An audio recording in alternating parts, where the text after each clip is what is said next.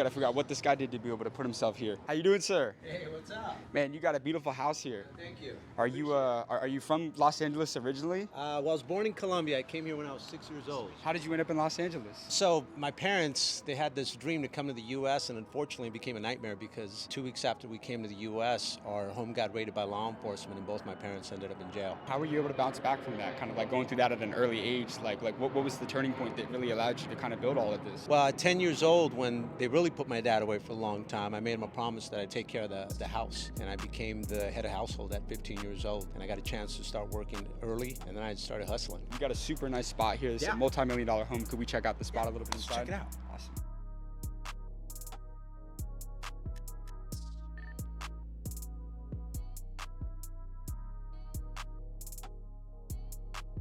What industry did you decide to pursue a career in? Home security. I've had that now for 25 years, and I just started a solar company a year and a half ago, which just happens to be the 20th fastest growing company in Inc. 5000 magazine. How old were you when you started your first business? I was 21 years old. 21. And how old are you now? I'm 46. What's the most amount of money that your business has ever generated in a single year? It'll be this year. We'll do 200 million. Scaling is one of the hardest things to do as a business owner. A lot of people, they'll have that great idea, but they don't know how to scale and grow it. So how have you been able to scale to a 9-figure business? It has to come back to influence, right? Because to bring in good people, they have to believe in you. You know, your dream's got to be so big that everybody's dream can fit inside of it. Because again, the good people, they have a lot of options, but you got to take the first step. Faith is really taking action before you have what you need. You know, I remember as soon as I started the home security company, I bought the minivan before I actually had the people. Because we used to go in minivans and I used to fill all of them up and we used to go door to door. I didn't have a team yet, but I bought the minivan knowing that the people were coming. When you put money behind something,